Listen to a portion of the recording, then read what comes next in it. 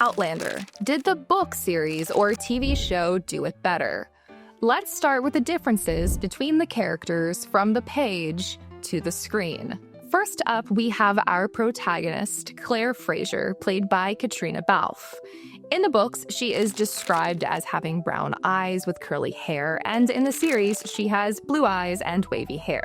She also has a slightly taller and thinner frame in the series than how she is described as in the books. Next up is Jamie Fraser, played by Heughan. Book Jamie is described as tall and muscular with striking red hair, and in the series, Heughan basically matches this description since he has reddish-brown hair and he is quite tall. Although fans have argued that he's not quite as muscular as how author Diana Gabaldon described him in the books.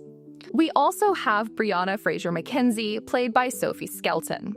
In the books, she is described as being as tall as her father Jamie, with waist-length hair the color of a red deer's pelt. In the series, Skelton is shorter and smaller in comparison to Heughan, but she does have a similar hair color to her book counterpart. Then we have Roger Mackenzie, portrayed by Richard Rankin. In the books, he is described as a tall man with olive-colored skin and thick, long black hair. In the series, Rankin maintains this description, although he is quite a bit fairer than how Roger is described as in the novels. Next up is Frank Randall, Claire's history professor husband from the 20th century, played by Tobias Menzies. In the novels, he is described as a handsome, dark-haired man with wide hazel eyes and a slender build. In the series, Menzies pretty much matches his book counterpart's description. We also have to talk about Lord John Grey, played by David Barry.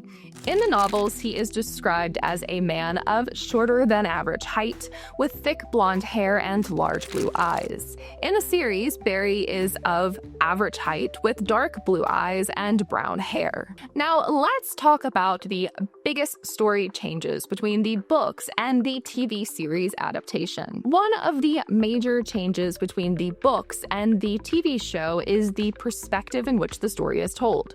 In the books, the story is told exclusively from Claire's point of view, so everything that happens through her eyes. But in the show, we get to see the story unfold from different characters' perspectives. At times, it even includes narration from Jamie's point of view, especially in Season 3. Another major change is how Murtagh died. Murtagh's death in Season 5 of the series was a deeply emotional moment for viewers. His unexpected return from the Battle of Culloden caught many fans off guard because in the original books, Murtagh's fate is quite different. In fact, he perishes during the battle in Scotland, and this is a moment that was dreaded by readers and characters alike. Much like in the show, he does die in Jamie's arms, though it occurs much earlier in the story. The show's decision to extend Murtagh's storyline may have stemmed from the fact that he was quite popular with fans, and it gave the show the opportunity to extend his presence by a few more years. And let's talk about Claire's stolen wedding ring. During a voyage by sea, the group is ambushed by Stephen Bonnet. During the robbery, Bonnet assaults Claire, prompting her to desperately try to swallow her two wedding rings, one from Frank and the other from Jamie. In the book, Bonnet ends up stealing Frank's ring, which allows Brianna to immediately recognize it later as her father's. However, the show changes this detail with Bonnet taking Jamie's ring instead. We also have to talk about Claire and Jamie's scars. As the Battle of Culloden loomed, Claire prepared to return to the future, heartbroken at the thought of losing Jamie, who is likely facing certain death. In the books, the two decide to carve their initials into each other's hands as a lasting symbol of their love, something Claire would be able to carry with her for life and something Jamie would be able to hold on to as what they believe to be his final moments. The series takes a different approach, having Claire leave Jamie with a dragonfly encased in amber, a meaningful wedding gift, and a poignant reminder of their bond. And speaking of marriages, Frank's story arc differs a bit too. In the books, Frank is implied to have had numerous affairs over the years, though he keeps them all very discreet and separate from their home life. The series, however, portrays him as having only had one affair, one that is more openly acknowledged, even bringing tension into the household in ways that the novels avoided. And we need to talk about Brianna's first encounter back in time. When Brianna travels back in time and arrives in Scotland, she sets out with the goal of finding her parents. However, the task proves more difficult than expected, as Claire and Jamie are no longer in Scotland. They're in what will eventually become the United States. On her way to Lallybrook, the Fraser family estate, Brianna crosses paths with Leary, a woman from Jamie's complicated romantic past. The two form a tentative friendship, which quickly unravels once Leary discovers that Brianna is Claire's daughter. In the novels, this part of Brianna's journey plays out quite differently. She meets her aunt, Jenny, along with other Fraser relatives. The show's version introduces an interesting twist by focusing on Brianna's unexpected bond with Leary, echoing the complex relationship Claire has with Leary's daughter, Marsley. Now, let's talk about what the series got right and what they got wrong. One of the main strengths of the series is the high production value and its dedication to historical accuracy, making the show extremely accurate and realistic. For example, several real-life locations, such as Doune Castle and Blackness Castle, both found in Scotland, were used as stand-ins for Castle Leoch, where the Mackenzie clan lives. Costume designer Terry Dresbach, who worked on the earlier seasons of the series, studied the wardrobes of different eras in which Claire lives and travels, like from the Jacobite Rising to the American Revolution.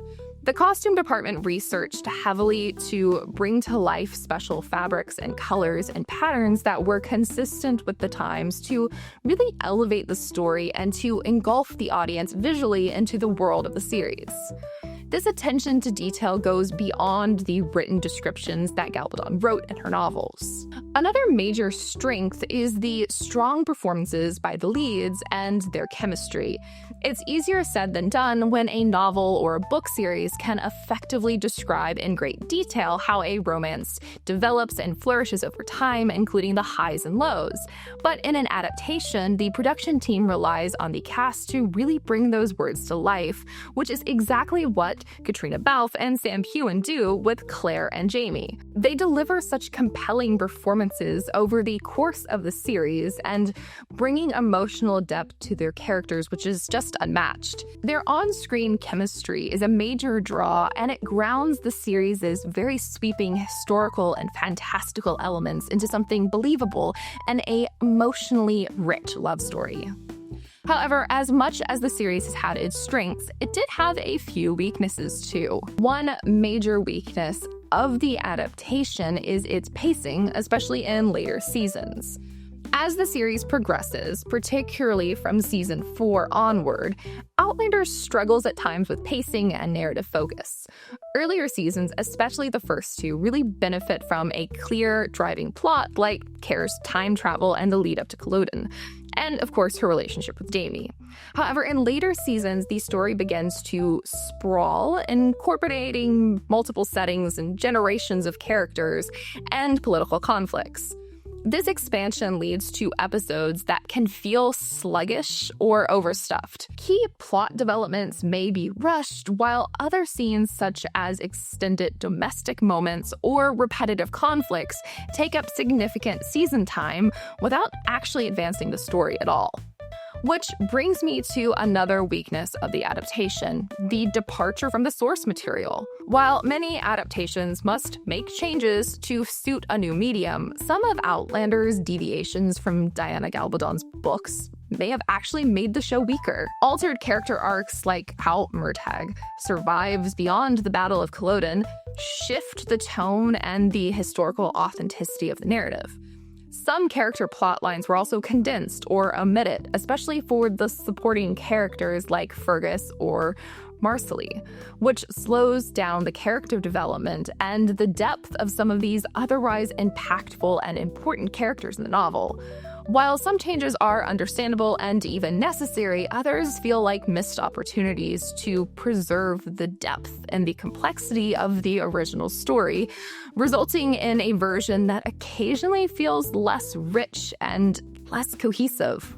Alright, so which one wins, the books or the TV show? For me, I think it's the TV series. It really brought to life the pages of the book in such a marvelous and fantastic way, and the attention to detail, particularly historical detail, really fleshed out the world, and how it handled some of the fan-favorite characters and the incredible on-screen chemistry with leads just elevates the series. But what do you think? Do you love the adaptation and think it did the book justice, or do you prefer the books? Either way, let me know down in the comments, and as always, don't forget to like, subscribe, hit that bell, and let me know what you would like to see compared next time right here on Collider.